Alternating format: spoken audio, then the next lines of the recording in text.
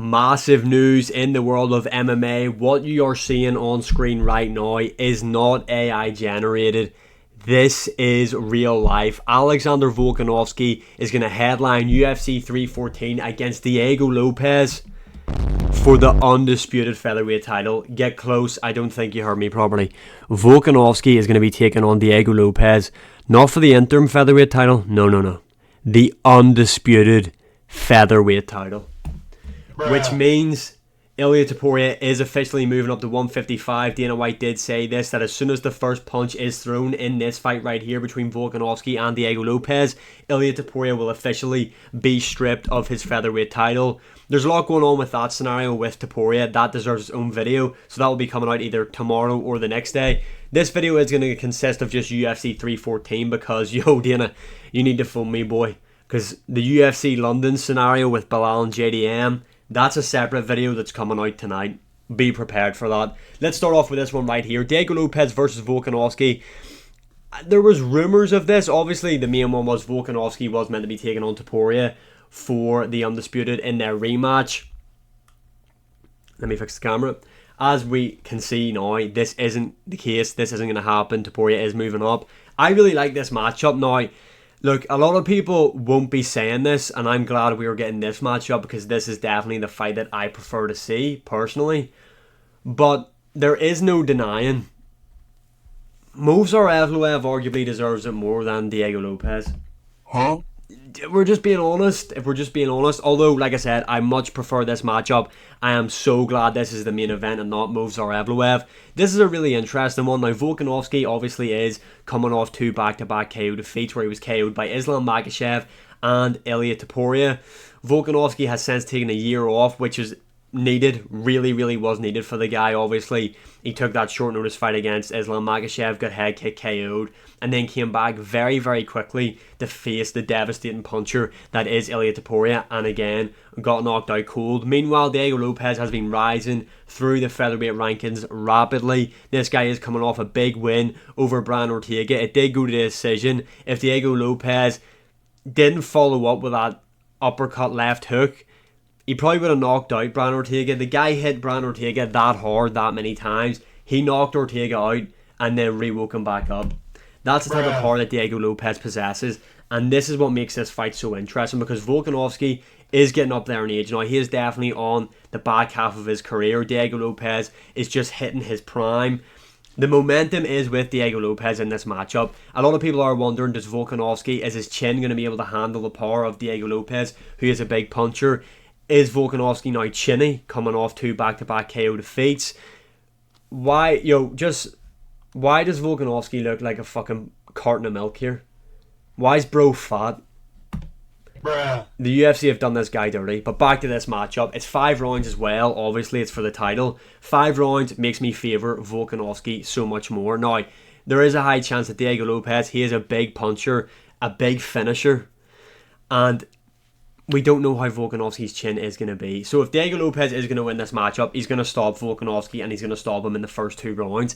I just don't think that's going to happen. I think Volkanovski, people forget, man, who Volkanovski actually is. This guy's the greatest UFC featherweight of all time. The guy beat Max Holloway 3 times in his last fight against Max Holloway. Fucking styled on the guy. Almost beat Islam Makhachev. The guy's beat the likes of Aldo, Chad Mendes. He beat up Brian Ortega. He beat up Yair Rodriguez. Volkanovski is him. He is so well-rounded as well. The guy's an elite kickboxer. Look, I think Diego Lopes will drop Volkanovski in this matchup. I think Diego Lopes will catch Volkanovski. I'm going to say late stages of the first round. I think Volkanovski will be sat down by Diego Lopes. I think, obviously, I'm predicting Volkanovski to win. So just hear me out. Let me paint the picture, okay? I think Volkanovski is going to get caught in the first round by Diego Lopes. I think Volkanovski is going to go down. He's going to hop right back up. Diego Lopes is going to rush him, put the pressure on him, trying to finish him. Then we're going to get to round 2. Diego Lopes is still looking for the kill. He's landing big shots on Volkanovski, but Volkanovski is doing a good job of getting that jab. His lateral movement's working now. He is landing the low kick on Diego Lopes. Lopes isn't checking it. Volkanovski's able to land the leg kick. He's switching stances, giving Lopes a lot of different looks in there. Lopes starts to fade early third round, late second round. Third round starts with Volkanovski just absolutely dismantles this guy rounds 3, 4, and 5. That's what I think is going to happen. I think Volk is going to come into a lot of danger early on. This is a typical Diego Lopes fight though, and we have seen Diego Lopes as the levels have increased, and if he can't get you out of there, he does drop off. You know, we've seen that. The guy does tend to slow down with his chin. The way he fights, he has his chin up in the air. I think Volkanovski, obviously as a shorter guy, I think he will have a lot of success of fainting to the body, coming up over the top and cracking Diego Lopes. I think his leg kicks are going to be there for him all night.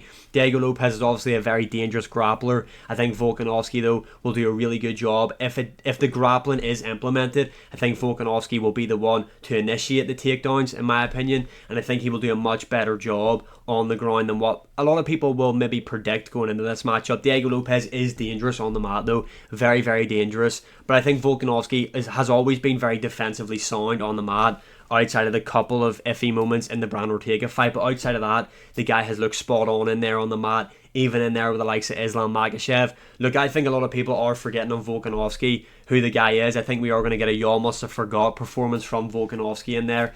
I think he beats Diego Lopes by unanimous decision, although I do expect him to come through a bit of adversity in round 2. That's my prediction, Volkanovski by decision, although my opinion might change closer to the time. Moving on to the co-main event. Yo, does this one open? Yo, so the UFC multi-billion corporation, I can't even get this fucking shit to open. Oh, yo, Dana, don't, because I'm already at my fucking wit's end with what you've done to UFC London, boy. Anyway, let's move on. Co-main event, 5 rounds, Michael Chandler versus Paddy Pimblett.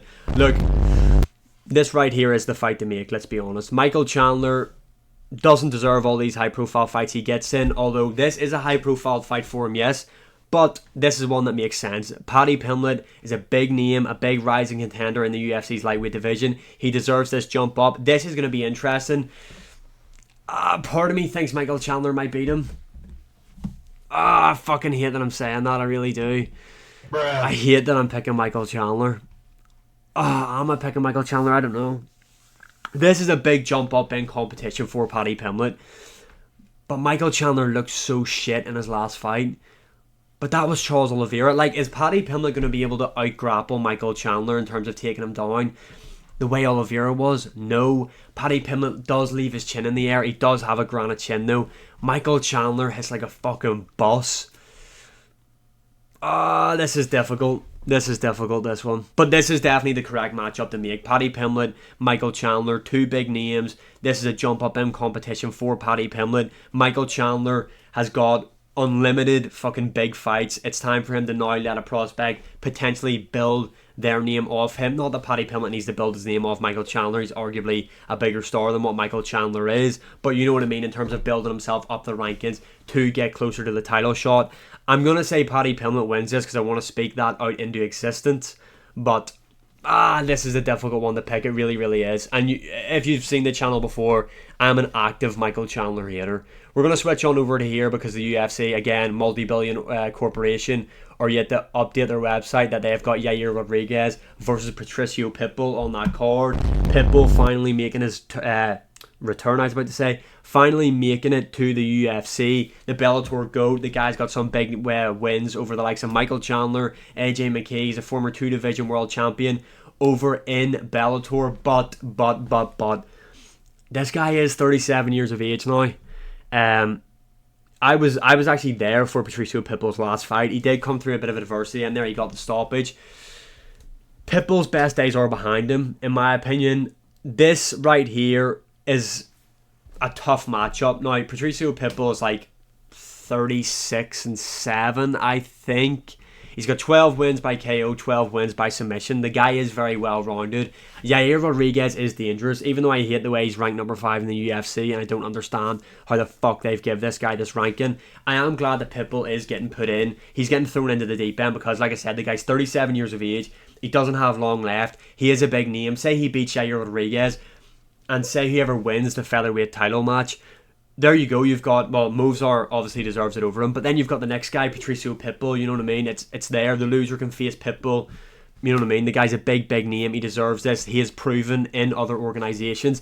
I am going to pick Pitbull to beat Yair Rodriguez, Although this is really, really close in my opinion, and it's either Patricio Pitbull will take down and submit Yair Rodriguez or stop him with ground and pound, or Yair Rodriguez absolutely beats the living fuck out of Patricio Pitbull and stops him in the second round. That's how it's going to go. This is going to be a really fun fight, but I am backing Patricio Pitbull in there. I just think he's more well-rounded than what Yair is. I think he'll be able to out-muscle him as well. Patricio Pitbull has fought in the lightweight division before, so the guy is a bit bigger for this division.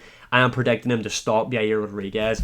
Moving on, we've got Jeff Neal versus Carlos Prates. Someone is getting knocked out in this matchup. This right here is the test. This is to prove how good Carlos Prates actually is. I think he is a bit overhyped, to be honest. Jeff Neal is very, I don't want to say underrated. He goes under the radar a lot. I mean, arguably beat Ian Gary, and look where he is in the division, you know what I mean? Ian Gary is a top contender now. This is going to be a fun one. It is really going to prove how elite level Carlos Prates is. I am going to go with Carlos Prates to win this matchup, but really don't be surprised if Jeff Neal does it. Depending on the odds, I might go for a Jeff Neal underdog pick, depending on what the odds look like closer to this fight. But right now, I am going to go for Carlos Prates. Nikita Krylov versus Dominic Reyes. Look, we've kind of known about this fight for quite some time now. Where has Nikita Krylov been? Someone sit me down and tell me. This guy's been MIA for ages. Dominic Reyes obviously back in the win column now on a 2-fight win streak.